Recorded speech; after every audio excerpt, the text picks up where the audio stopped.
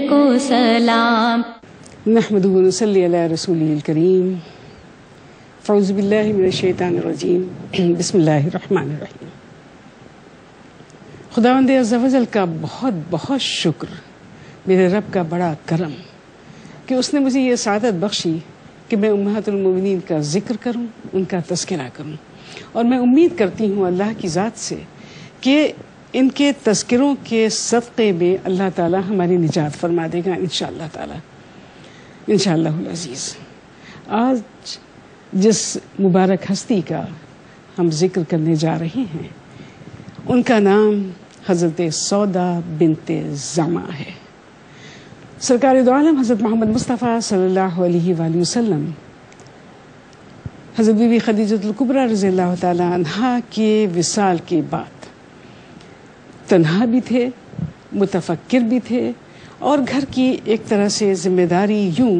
کہ دو صاحبزادیاں حضرت ام کلثوم اور حضرت بی بی فاطمہ الزہرا رضی اللہ تعالی عنہا گھر میں تھی. ان کی دیکھ بھال بھی ایک جانب غم حضرت بی بی خدیجہ کا، اس لیے کہ دیکھیے غم کا تعلق جو ہے وہ آہ و بکا سے نہیں ہے، بلکہ اس کا تعلق دل کی کیفیت سے ہے، اور اس کے اوپر کسی کا کوئی اختیار نہیں. ایک ایسا ساتھی جسے پروردگار دو عالم نے خود چنا ہو، منتخب کیا ہو، اور جو اپنی جان مال ہر طرح خدمت گزار بھی ہو اور محبت بھی کرتا ہو، اور جو اللہ کی خوشنودی اللہ کے نبی کے لیے سب کچھ کرتا ہو، وہ ساتھی یوں جدا ہو جائے تو کیا بیتتی ہے.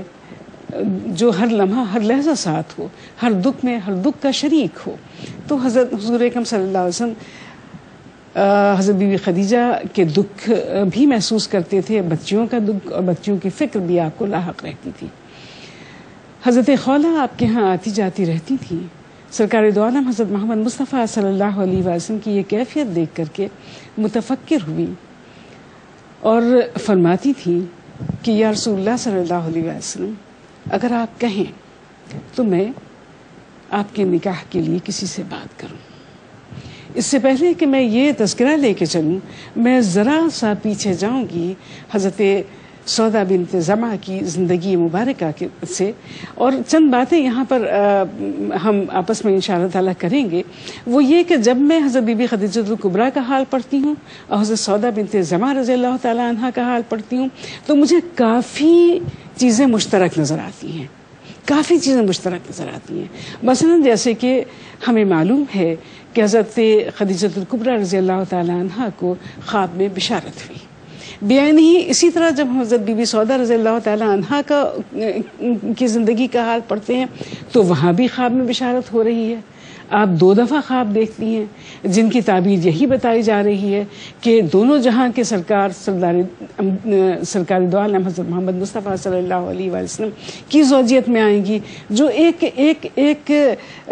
خوش کن بات بھی ہے اور حیران کن بھی بات بھی ہے. تو یہ وہ محترم ہستی ہیں جن کو بشارت ہو گئی تھی اس بات کی، اور یہ وہ محترم ہستی ہیں جنہوں نے حضور اکرم صلی اللہ علیہ وآلہ وسلم کی زوجیت میں آنے سے پہلے اسلام کے لیے بڑی قربانیاں دی ہیں، بڑی تگ و دو کی ہے. یہ ان محترم خواتین میں سے ہے جو سابقون اولون میں ہیں. یعنی آپ نے اس وقت آپ ایمان لائیں جب صرف 133 افراد ایمان لے کر کے آئے تھے. آپ یعنی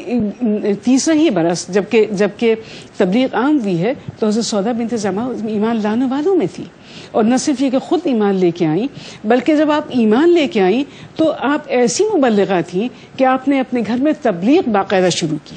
باقاعدہ تبلیغ شروع کی، اپنی سسرال میں بھی، اپنے میکے میں بھی، یعنی جتنے بھی ارد گرد کے لوگ تھے ان میں آپ نے تبلیغ شروع کی. اور جب میں یہ حال پڑھتی ہوں تو مجھے فوراً سورہ عصر یاد آتی ہے کہ والعصر ان الانسان لفی خسر الا الذین آمنوا وعملوا الصالحات وتواصوا بالحق وتواصوا بالصبر. یہ تمام باتیں حضرت بی بی خدیجہ الکبریٰ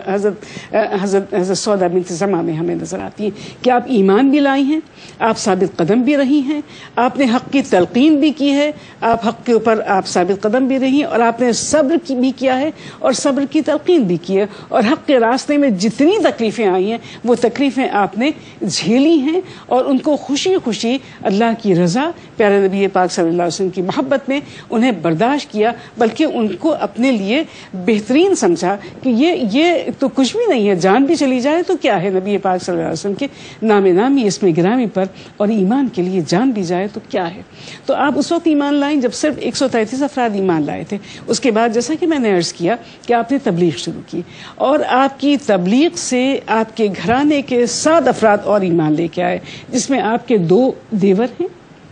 جس میں آپ کے بھائی ہیں، جس میں آپ کے ایک دیور کی بیوی ہیں، اور حضور اکرم صلی اللہ علیہ وسلم کے رشتہ دار حضرت برا کے بیٹے اس کے اندر موجود ہیں۔ یہ لوگ آپ کی تبلیغ سے ایمان لے کے آئے ہیں۔ حضور اکرم صلی اللہ علیہ وآلہ وسلم کی زوجیت میں آنے سے پہلے بھی آپ ہر وقت متفکر رہتی تھیں کہ یہ کیا زندگی ہے جو ہم گزار رہے ہیں، یہ کیا زندگی ہے جو گزار رہے ہیں، اور کیا ہوگا مرنے کے بعد ہمارا، وغیرہ وغیرہ۔ یعنی وہ جو ایک مومنہ کے دل میں سوالات آ سکتے ہیں وہ آپ کے ذہن میں گونجتے تھے، اور آپ ان سوالات کا جواب بھی ڈھونڈتی تھی، اور پھر انہی سوالات کے جواب کے سبب سے حضور اکرم صلی اللہ علیہ وآلہ وسلم کی جب آپ کو خبر ملی کہ وہ نبی آخر الزمان تشریف لا چکے ہیں، تو آپ اپنے شوہر کے ساتھ ان کے پاس گئیں اور آپ کے ہاتھ پر بیعت کی اور مومنہ ایمان لے آئیں۔ ایمان لانے کے بعد آپ کو معلوم ہے کہ اس وقت سرکار دو عالم حضرت محمد مصطفیٰ صلی اللہ علیہ وسلم کا ساتھ دینا اور ایمان لانا دراصل یہ تھا کہ ہم نے اپنا نظام زندگی بدل دیا، موت کو دعوت دینا تھا، اور تمام دشمنوں کو، تمام تر لوگوں کو اپنا دشمن بنانا تھا۔ مگر جو ایمان کے لذت سے آشنا ہو جاتا ہے، موت اس کے لیے کھیل ہوتی ہے، اور جو ایمان کی لذت سے آشنا ہو جاتا ہے اس کے لیے پھر کوئی تکلیف نہیں رہتی، بلکہ جب راہ خدا میں تکلیف اس کے لیے راحت ہی بنتی ہے، راہ خدا میں تکلیف راحت ہی ہوا کرتی ہے اس کے لیے۔ تو آپ اسی طرح راحت محسوس کیا کرتی تھی ایمان لانے کے بعد۔ جب بہت لوگوں نے ستانا شروع کیا تو حضور اکرم صلی اللہ علیہ وآلہ وسلم نے لوگوں کو اجازت دی، بلکہ کہا کہ تم لوگ حبشہ کی جانب ہجرت کر جاؤ، حبشہ کی جانب ہجرت کر جاؤ، وہاں کا بادشاہ اچھا آدمی ہے، اور مجھے امید ہے کہ وہاں تم لوگ امن اور اطمینان اور چین کی زندگی بسر کرو گے۔ حضرت بی بی سودا بنت زمعہ بھی حبشہ کی جانب آپ نے ہجرت فرمائی، اور اپنے ساتھ آپ یہ دیکھیے کہ اپنے ساتھ ہجرت فرماتے ہوئے کس طرح خاندان جو ہے وہ ٹکڑے ٹکڑے ہو رہے ہیں۔ ایک ایمان لانے، یعنی ایک ہی خاندان میں باپ کچھ ہے تو بیٹا کچھ ہے، بیٹی کچھ ہے تو ماں کچھ ہے، تو آپ کے ساتھ کچھ ایسے لوگ گئے کہ باپ یہاں ہے، بیٹی ان کے ساتھ ہے، بھائی وہاں ہے اور بہن ان کے ساتھ ہے۔ اس طرح آپ 10 افراد کو اپنے ساتھ لے کر کے ہجرت کرنے کو ہجرت پہ تشریف لے گئی، حبشہ چلی گئی۔ لیکن ایک مومنہ چونکہ آپ تھی نا، لہٰذا حبشہ میں آپ کا دل لگتا نہیں تھا، اور آپ ہمیشہ یہ بات کہا کرتی تھی کہ ہم تو یہاں آرام کی زندگی بسر کر رہے ہیں، خدا جانے سرکار دو عالم حضرت محمد مصطفیٰ صلی اللہ علیہ وسلم پر کیا بیت رہی ہوگی، اور پھر دل کو چین نہیں آتا جب تک سرکار دو عالم حضرت محمد مصطفیٰ صلی اللہ علیہ وسلم کے دیدار سے اپنی آنکھوں کو ٹھنڈا نہ کر لیں۔ لہٰذا کچھ عرصے کے بعد آپ واپس مکہ مکرمہ تشریف لے آئیں، آپ کہ آپ سے نہیں رہا گیا حضور اکرم صلی اللہ علیہ وسلم کی جدائی میں، اور آنے کے بعد سرکار کو دیکھ کر کے اپنی آنکھوں کو ٹھنڈا کیا۔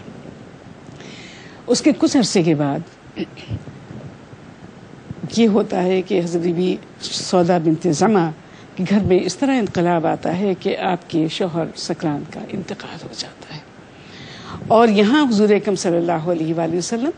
اپنی بچیوں کے ساتھ حضرت بی بی خدیجہ الکبریٰ کے بعد تنہا ہیں۔ جیسا کہ میں نے عرض کیا کہ حضرت خولہ نے ذکر کیا سرکار سے، کہا کہ میں اگر آپ کہیں تو میں بات کروں، اور جب حضور اکرم صلی اللہ علیہ وسلم نے اجازت مرحمت فرمائی تو آپ حضرت سودا بنت زمعہ کے پاس آئیں، اور آنے کے بعد ذکر فرمایا۔ حضرت سودا نے جواب دیا کہ وہ میرے آقا و مولا ہیں، میری جان کے اوپر ان کا پورا کا پورا حق ہے، پورا کا پورا میری جان کے اوپر ان کا حق ہے، اور جو وہ حکم دیں وہ حکم میرے لیے دنیا کی ہر چیز سے بڑھ کر ہوگا۔ آپ کا حکم میری دنیا کی ہر چیز سے بڑھ کر، میری جان ان کے حوالے ہے، لیکن پھر بھی میرے والد سے پوچھ لو۔ حضرت خولہ نے کہا کہ تمہارے والد سے پوچھنے کے بعد ہی تمہارے پاس آئی ہوں، اور اس کے بعد حضور اکرم صلی اللہ علیہ وآلہ وسلم نے حضرت سودا بنت زمع کو اپنے عقد نکاح میں لے لیا۔ جیسا کہ میں نے پہلے عرض کیا کہ مجھے حضرت سودا اور حضرت خدیجہ الکبریٰ میں بہت ساری باتیں مشترک دکھائی دیتی ہیں۔ حضرت بی بی خدیجہ الکبریٰ جب حضور اکرم صلی اللہ علیہ وسلم کے عقد نکاح میں آئیں تو وہ تنہا زوجہ محترمہ تھی،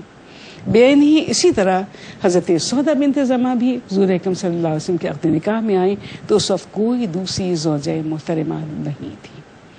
حضرت سودا بنت زمع نے سرکار دو عالم حضرت محمد مصطفیٰ صلی اللہ علیہ وسلم کا ہر طرح ساتھ دیا، اور آپ کی صاحبزادیوں کو، شاہزادیوں کو حضرت سودا بنت زمع نے اسی طرح پیار و محبت عطا کی جس طرح ایک سگی ماں عطا کرتی ہے۔ کیونکہ دیکھیے ایمان والوں کے دلوں میں سگا اور سوتیلا نہیں ہوا کرتا، وہاں سگے سوتیلے کا کچھ ہوتا ہی نہیں ہے، وہاں ماں ہوتی ہے۔ اور ماں کس کی ماں؟ جس کو اتنا بڑا شرف حاصل ہو جائے کہ سرکار دو عالم حضرت محمد مصطفیٰ صلی اللہ علیہ وسلم کی اولاد کو پالنے کا شرف اللہ نصیب والوں کو ملا کرتا ہے۔ تو حضرت سودا بنت زمع رضی اللہ تعالیٰ عنہ نے ہر طرح ان شہزادیوں کی خدمت گزاری کی، ان کے ساتھ محبت کا سلوک کیا، ان کے ساتھ ہر طرح ان کی دیکھ بھال میں کوئی کسر اٹھا نہ رکھی۔ اب یہ وہ وقت ہے جب حضور اکرم صلی اللہ علیہ وآلہ وسلم کو ہجرت کا حکم ہوتا ہے۔ ہجرت کا حکم حضور اکرم صلی اللہ علیہ وسلم کو ہو جاتا ہے اور حضور اکرم صلی اللہ علیہ وسلم ہجرت کرتے ہیں۔ جیسا کہ ہجرت کے واقعے ہمیں معلوم ہے کہ آپ نے ہجرت کی ہے حضرت ابوبکر صدیق رضی اللہ تعالیٰ عنہ کے ساتھ، آپ کی معیت میں خاموشی کے ساتھ رات کو آپ تشریف لے گئے ہیں۔ اور یہ وہ وقت نہیں تھا کہ اپنے گھر والوں کو اپنے ساتھ لے جایا جاتا، اس لیے کہ کفار آپ کی جان کے دشمن تھے، اور حضور اکرم صلی اللہ علیہ وآلہ وسلم کو اجازت شاید اللہ تعالیٰ کی طرف سے نہ ملی ہو کہ اپنے اہل و عیال کو ساتھ لے جائیں، لہٰذا آپ نے حضرت بی بی سودا بنت زمع کے حوالے اپنی صاحبزادیوں کو کیا اور خود آپ ہجرت فرما گئے۔ ہجرت فرمانے کے کچھ عرصے کے بعد جب تھوڑا سا اطمینان ہوا تو حضور اکرم صلی اللہ علیہ وآلہ وسلم نے حضرت بی بی سودا بنت زمع کو اور حضرت بی بی عائشہ صدیقہ رضی اللہ تعالیٰ عنہ کو اور اپنی صاحبزادیوں کو لانے کے لیے روانہ فرمایا صحابہ کرام کو۔ میں یہاں پر یہ بات بتاتی چلوں کہ حضرت عائشہ صدیقہ رضی اللہ تعالیٰ عنہ کو اس لیے کہ اس وقت حضرت بی بی عائشہ صدیقہ رضی اللہ تعالیٰ عنہ کا نکاح ہو چکا تھا، آپ حضور اکرم صلی اللہ علیہ وسلم کے عقد مبارکہ میں تھیں۔ حضرت سودا بنت زمع کو جب خبر ملی کہ حضور اکرم صلی اللہ علیہ وآلہ وسلم نے بھیجا ہے افراد کو آپ کو لانے کے لیے، پوچھا کب جانا ہے، فرمایا گیا تیاری رکھو، کسی وقت بھی نکل پڑیں گے۔ حضرت بی بی سودا بنت زمع صاحبزادیوں کو تیار کیا اور اس طرح ہجرت فرمائی آپ نے کہ سرکار دو عالم حضرت محمد مصطفیٰ صلی اللہ علیہ وآلہ وسلم سے جا ملی۔ حضور اکرم صلی اللہ علیہ وسلم نے آپ کی آمد مبارکہ سے پہلے ہی آپ کے لیے ایک حجرہ تیار کیا تھا۔ حجرے کی صورتحال کیا تھی کہ اس کی دیواریں کچی تھیں، کھجور کے پتوں سے بنائی گئی تھیں، چھت کے اوپر کھجور کی ٹہنیاں تھیں، اس کے اوپر کمبل ڈال دیا گیا تھا تاکہ بارش سے نہ بھیگا جائے، اور دروازے کے اوپر ایک کمبل پڑا ہوا تھا جس کی لمبائی اور چوڑائی 14 فٹ 10 فٹ تھی اور جس کی اونچائی اتنی تھی کہ ہاتھ لگاؤ تو چھت کو ہاتھ جاتا تھا۔ یہ تھا دونوں جہان کے سردار، دونوں جہان کے سرکار، خاتم النبیین حضرت محمد مصطفیٰ صلی اللہ علیہ وآلہ وسلم کا حجرہ مبارکہ۔ یہ تھا ان المومنین کا حجرہ مبارکہ جو اللہ تعالیٰ کی نظر میں جن سے زیادہ محبوب کوئی نہیں، اللہ کی نظر میں جن سے زیادہ بہتر کوئی خاتون روئے زمین پر نہیں، خواتین میں ان سے بہتر کوئی خواتین روئے زمین پر نہیں۔ تو ان کے لیے یہ حجرہ تیار ہوا تھا، اور جس حجرے میں آپ لوگ بہت ہی اطمینان، بہت ہی سکون کی زندگی بسر کر رہے تھے، اس لیے کہ اطمینان و سکون اسے حاصل ہوتا ہے جو سرکار سے محبت کرتا ہے اور جو سرکار سے وابستہ چیزوں سے محبت کرتا ہے، جو اللہ کی خوشنودی کے لیے تگ و دو کرتا ہے اور جو اللہ کی رضا میں راضی ہوتا ہے۔ یہ امہات المومنین وہی ہیں جنہیں صرف اور صرف اللہ کی رضا چاہیے، اللہ کی خوشنودی چاہیے، سرکار دو عالم حضرت محمد مصطفیٰ صلی اللہ علیہ وسلم کا ساتھ چاہیے اور آپ کی خوشنودی چاہیے۔ تو اس طرح حضرت سودا بنت زمع حضرت ام کلثوم حضرت فاطمہ زہرا کے ساتھ تشریف لے آئیں، ہجرت فرما کر مدینہ منورہ تشریف لے آئیں، اور حضور اکرم صلی اللہ علیہ وسلم نے جو حجرہ ان کے لیے تیار کیا اس میں آپ تشریف لے گئیں اور دونوں صاحبزادیوں کے ساتھ وہاں آپ رہنے لگیں۔ حضرت سودا بنت زمع کے اندر جہاں بے شمار خوبیاں ہیں، وہاں ان میں خوبی یہ بھی تھی کہ آپ چمڑے کی باخت کا کام کیا کرتی تھی اور اس سے جو آمدنی ہوتی تھی وہ غربا اور مساکین میں تقسیم کیا کرتی تھی۔ حضرت سودا کے بارے میں حضرت بی بی عائشہ صدیقہ رضی اللہ تعالیٰ عنہ فرماتی ہیں کہ سوائے حضرت بی بی سودا کو دیکھ کر کے میرے دل میں کبھی یہ ارمان پیدا نہیں ہوا کہ کاش کہ ان کے جسم میں میری روح ہوتی۔ وہ ایسی پاکیزہ اور مطہر خاتون تھی کہ حضرت بی بی عائشہ صدیقہ رضی اللہ تعالیٰ عنہ جیسی عظیم المرتبت ہستی یہ فرماتی ہیں کہ میرے دل میں یہ آرزو ہوتی تھی کہ ان کے جسم میں میری روح ہوتی، یعنی یہ مقام حضرت سودا بنت زمعہ کو حاصل تھا۔ اور حضرت عائشہ صدیقہ رضی اللہ تعالیٰ عنہ فرماتی ہے کہ میں نے حضرت سودا میں کبھی بھی کوئی رقابت کا جذبہ نہیں دیکھا، کبھی کوئی ایسی بات نہ دیکھی جو کسی کو کبھی بھی گراں گزر سکتی ہو۔ جہاں آپ میں بے شمار خوبیاں تھیں، جیسا کہ میں پہلے بھی عرض کر چکی ہوں کہ ازواج مطہرات کا زہد، تقوی، پاکیزگی، روزہ رکھنا، صدقہ و خیرات کرنا، غریبوں کی مدد کرنا، امداد کرنا، محبت و سلوک کرنا، یہ تو ہر بیوی میں تھا۔ حضرت سودا بنت زمعہ رضی اللہ تعالیٰ عنہ میں ایک خصوصیت یہ بھی تھی کہ آپ بڑی شائستہ مزاج تھی، شگفتگی آپ کے مزاج کے اندر کوٹ کوٹ کر بھری ہوئی تھی، اور اسی سبب سے آپ گھر کے ماحول کو بہت بہتر کر دیتی تھی اگر کبھی کوئی فکر دامنگیر ہوتی۔ اور سرکار دو عالم حضرت محمد مصطفیٰ صلی اللہ علیہ وآلہ وسلم کو بعض دفعہ اپنی باتوں سے آپ متبسم کر دیتی کہ آپ تبسم فرماتے حضرت سودا بنت زمعہ کی گفتگو کو سن کر۔ حضرت سودا قد و کاٹ میں اونچی تھی، لمبی تھی، اور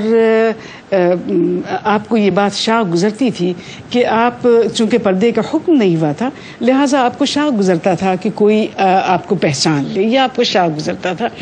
اور اللہ تعالیٰ نے آپ کی اس کیفیت کو یعنی اللہ تعالیٰ آپ کی اس کیفیت سے واقف تھا، اور آیت پردہ جو ہے وہ اس کو حضرت بی بی سودا رضی اللہ تعالیٰ عنہ کی وجہ سے ہی نازل ہوئی، یعنی چونکہ آپ کو یہ بات شاع گزرتی تھی لہٰذا آیت پردہ نازل ہوئی، تو پردے کا حکم ہوا، اور حضرت بی بی سودا رضی اللہ تعالیٰ عنہ اور تمام امہات المومنین نے اس حکم کی پیروی، اور تمام صحابیات نے اور تمام مسلمان بیویوں نے اس حکم کی پیروی بھی کی۔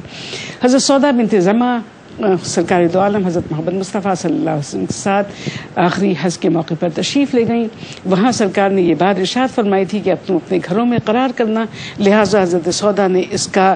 بہت زیادہ پاس کیا، اور سرکار کے بعد فرمایا کہ اب میں کبھی بھی سواری پر نہیں بیٹھوں گی، میں حج بھی کر چکی، میں عمرہ بھی کر چکی، اور گھر میں وہ بیٹھی اور گھر سے نہیں نکلی۔ پردے کا بے انتہا خیال تھا۔ آپ کا جب وصال ہوا تو آپ کے لیے ایک ایسی پالکی بنائی گئی جو پردے دار پالکی تھی، پردہ تھا جس کے اندر، اور اسی پالکی میں رات کے وقت ہی آپ کو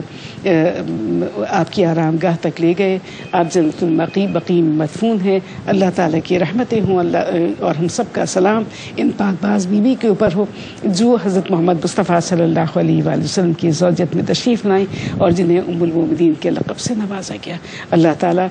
کی برکتیں، رحمتیں نازل ہوں، اور خداوند عز و جل تو ہمیں توفیق عطا فرما کہ ہم ان پاک باز بیویوں کے نقش قدم پر چل کر اپنی دنیا اور آخرت کو سنواریں۔ وآخر دعوانا ان الحمدللہ رب العالمین۔ میزبان نبوت کے گھر